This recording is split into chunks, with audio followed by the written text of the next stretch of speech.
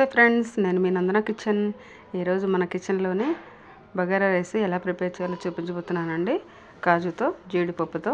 మరి ముందుగా మన ఛానల్ కొత్తగా ఎవరైనా చూస్తున్నట్లయితే మొదటి నుండి చివరి వరకు స్కిప్ చేయకుండా చూడండి. అప్పుడే ఈ రెసిపీ ఎలా తయారు చేసేది మీకు అర్థమవుతుందండి. మరి ఇక్కడ చాలా అంటే చాలా టేస్టీగా వచ్చింది. దీనిలోకి చికెన్ కర్రీ పెట్టాను, ఎక్సలెంట్గా ఉంది. ఒకసారి మరి వీడియోలోకి వెళ్ళి చూసేద్దాము. మీరు కూడా ఒకసారి ట్రై చేసి చూడండి. ముందుగా అయితే బాండి పెట్టుకొని దానిలోని తగినంత ఆయిల్ వేసేసాను.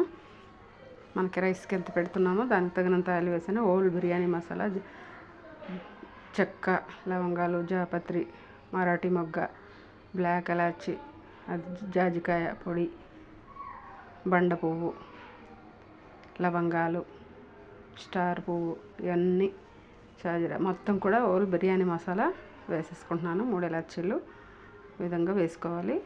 ఆయిల్ వేడిన తర్వాత వేసుకొని అవి చిట్పటమంటున్నాయి కదా, ఉల్లిపాయలు వేద్దాము. ఒక మీడియం సైజు ఉల్లిపాయ నిలువుగా సన్నగా కట్ చేసి వేసాను. అలాగే 3-4 పచ్చిమిర్చి కూడా సన్నగా కట్ చేసి వేసాను నిలువుగా. ఈ విధంగా ఫ్రై చేసుకోవాలి వీటిని. అయితే కొత్తగా చూస్తున్న వారు ఎవరైనా ఉంటే అబ్జర్వ్ చేయండి. బిర్యానీ ఆకు 2 వేసాను, కొంచెం కరివేపాకు వేసాను. అలా వేసుకోండి. వేసుకున్న తర్వాత ఒకసారి కలుపుకోవాలి. సింపుల్గా చేసుకోవచ్చండి. మనకి ఎప్పుడు కావాలంటే అప్పుడు ఈజీగా ఇలా చేసుకోవచ్చు. సింపుల్ ప్రాసెస్ ఇది.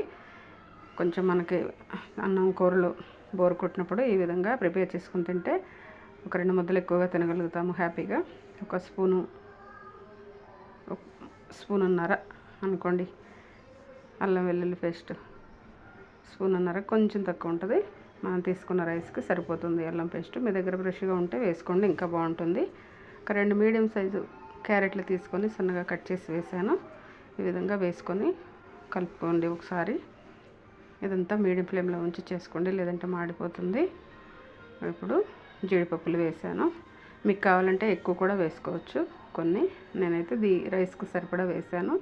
చిన్న చిన్న ముక్కలుగా చేసి ఈ విధంగా ఫ్రై చేసుకోవాలి.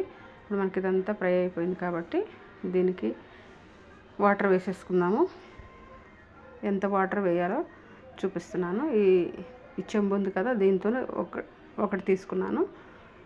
ఒకటికి 2 చెంబులు నీళ్ళు వేసుకోవాలి. అలాగే ఇప్పుడు పోసే గ్లాస్తోని 2 గ్లాసులు రైస్ తీసుకున్నాను. 2 గ్లాసుల రైస్కి వచ్చి 4 గ్లాసులు వాటర్ తీసుకోవాలి. అవి కూడా మనం కరెక్ట్గా వేసిన వాటర్ సరిపోయింది. దీంతో 2 గ్లాసులు బియ్యం, 2కి 4 గ్లాసులు వాటర్. మామూలుగా మనం రోజు తినే రైస్తోనే చేస్తున్నాను.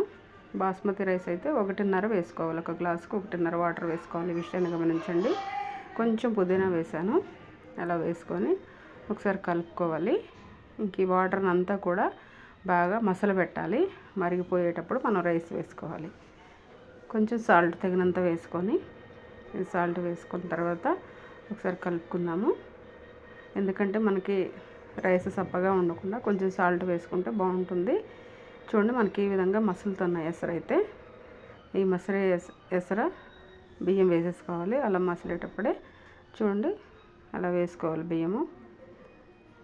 మనం బియ్యము ఒక చెంబుతో ఒకటి తీసుకున్నాము, గ్లాసుతో 2 గ్లాసులు తీసుకున్నాము.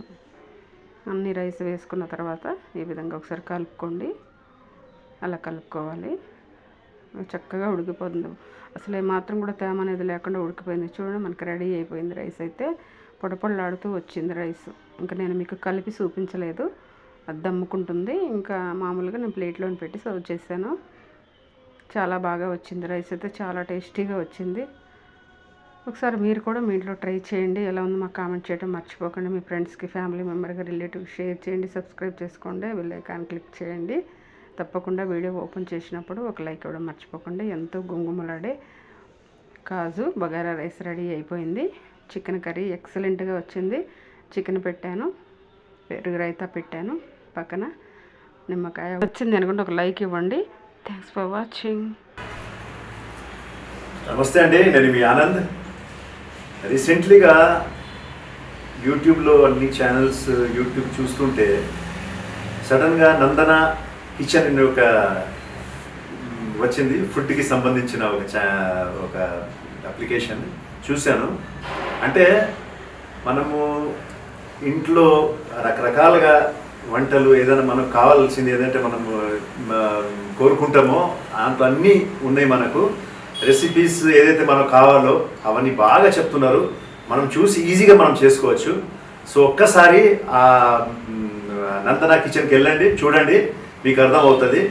ఒకవేళ మీకు నచ్చినట్టయితేనే దానికి మీరు సబ్స్క్రైబ్ చేయండి, లైక్ చేయండి, కామెంట్ చేయండి. డెఫినెట్గా మీకు ఆ ఛానల్ నచ్చుతుంది. దాంట్లో ఉన్న రెసిపీస్ డెఫినెట్గా వస్తాయి. సో ఆల్ ద బెస్ట్ అండి. Thank you.